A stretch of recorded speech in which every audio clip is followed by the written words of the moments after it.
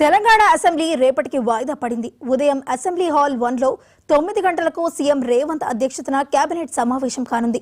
Budget కు ఆమోదం తెలపనున్న cabinet రేపు 12 గంటలకు అసెంబ్లీలో ఆర్థిక శాఖ మంత్రి బడ్జెట్ ను ప్రవేశపెట్టనున్నారు. శాసన మండలిలో బడ్జెట్ ను మంత్రి శ్రీధర్ బాబు ప్రవేశపెట్టనున్నారు.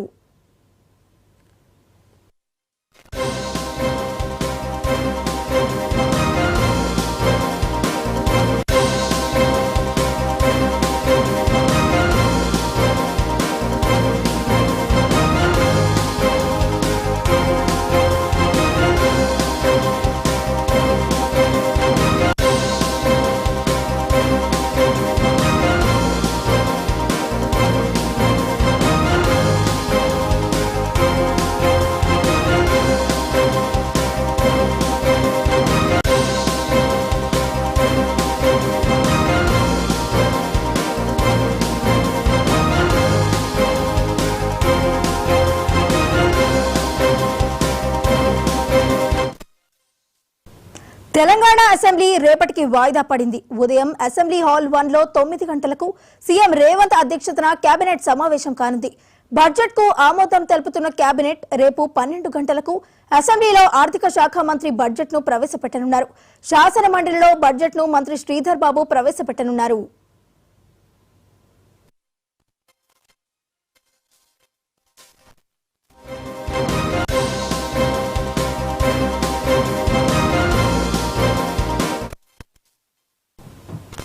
శాసన మండలిలో బడ్జెట్ ను మంత్రి శ్రీధర్ బాబు ప్రవేశపెట్టనున్నారు. మరి ఇదే అంశానికి సంబంధించి మరింత సమాచారాన్ని మా స్పెషల్ కరెస్పాండెంట్ శ్రీకాంత్ అందిస్తారు. శ్రీకాంత్, చెప్పండి.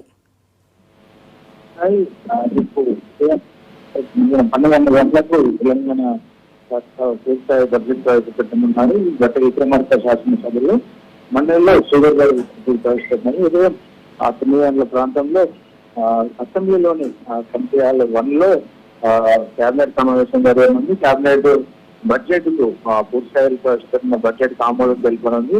అది ఇప్పటికే రాష్ట్ర ప్రభుత్వం బడ్జెట్ పూర్తి కసరత్తు చేసింది. అయితే కేంద్రం సంబంధించి నిధులు రాష్ట్రానికి ఇవ్వాల్సిన వాటాకు సంబంధించి తెలంగాణ ప్రధాన ఉచ్చరించకపోవడం, అదేవిధంగా తెలంగాణకు బడ్జెట్ కేటాయింపులు లేకపోవడం పట్ల ఇటు ప్రభుత్వం వామపక్షాలు ఈరోజు అసెంబ్లీలో తీర్మానం చేయడం జరిగింది. కేంద్ర ప్రభుత్వం తెలంగాణ రాష్ట్రపై వివక్ష చూపుతోందని చెప్పి తీర్మానం చేస్తే దాన్ని అన్ని పార్టీలు ఏకగ్రీవంగా ఆమోదించడం జరిగింది. దాన్ని కేంద్రానికి కూడా పంపిస్తామని చెప్పడం జరిగింది. అయితే కేంద్ర నిధులు కేటాయించిన నేపథ్యంలో బడ్జెట్ కేటాయింపులు ఎలా ఉంటాయన్న దాని మీద ఆసక్తి నెలకొంది. ఎందుకంటే కొన్ని కేంద్ర గ్రాంట్లు వస్తాయని చెప్పి రాష్ట్ర ప్రభుత్వం భావించింది. అందుకు అనుగుణంగా ఓట్ ఆన్ అకౌంట్ బడ్జెట్ ఏదైతుందో అందులో కొన్ని పొందుపరిచింది. అయితే ఇప్పుడు ఆశించిన మేర నిధులు కానీ కేంద్రం నుంచి గ్రాంట్స్ లేని నేపథ్యంలో అలొకేషన్స్ ఎట్లా ఉంటాయి? ఎందుకంటే 6 గ్యారెంటీలకు సంబంధించి రుణమాఫీ, అదేవిధంగా రైతు భరోసా, రైతు చేయుత పథకం ద్వారా ఆసరా పెన్షన్స్ ఇట్లాంటివి ఉన్న నేపథ్యంలో ఈ కేటాయింపుల పైన ఇప్పుడు ఆసక్తి నెలకొందని చెప్పవచ్చు. చర్చనీయాంశమైన అంశం అని చెప్పచ్చు. రేపు ఇటు అసెంబ్లీలో కౌన్సిల్లో ఏకకాలంలో అటు శ్రీధర్ బాబు ఇటు గట్టి విక్రమార్క బడ్జెట్ ప్రవేశపెట్టనున్నారు. తర్వాత రోజు సెలవు ప్రకటించనుంది. తర్వాత బడ్జెట్ మీద డిస్కస్ జరగనుంది 2 రోజుల పాటు. అయితే ఇటు బీఆర్ఎస్ కావచ్చు, అదేవిధంగా ఇటు ప్రధాన ప్రతిపక్షంగా ఉన్న బీఆర్ఎస్ కావచ్చు, బీజేపీ కావచ్చు, ఇటు ప్రభుత్వాన్ని టార్గెట్ చేస్తూ 6 గ్యారెంటీల మీద ప్రధానంగా నిలదీసుకోవాల్సింది. ఇప్పటికే అంకెల గారడం చెప్తూ ఇటు ప్రతిపక్షాలు విమర్శిస్తున్న నేపథ్యంలో ఈసారి వాస్తవిక బడ్జెట్ ప్రవేశపెడతామని చెప్పి రేవంత్ సర్కార్ ఇప్పటికే ప్రకటించింది. దాదాపు 2,50,000 కోట్లు ఉంటుందని ప్రాథమికంగా అంచనా వేస్తున్నారు. కానీ రేపు దీంతో పూర్తి క్లారిటీ వచ్చే అవకాశం కనిపిస్తుంది. బడ్జెట్ అయితే రేవంత్ సర్కార్ పూర్తి సమాయత్తమైంది. రేపు ప్రవేశపెట్టబోతున్నారు. దీనికి సంబంధించి పద్ధతులు ఏ శాఖ కేటాయింపులు ఎలా ఉంటాయన్న దాని మీద ఆసక్తి నెలకొంది. ముఖ్యంగా ఇప్పటికీ రేవంత్ రెడ్డి ప్రకటించిన ప్రకారం వ్యవసాయం, విద్యా, వైద్యం పైన మేము ప్రధానంగా దృష్టి పెడతాం. వ్యవసాయం ఇవన్నీ చెప్పిన నేపథ్యంలో ఈ రంగాలకు ఎక్కువ నిధులు కేటాయించే అవకాశం కనిపిస్తుంది.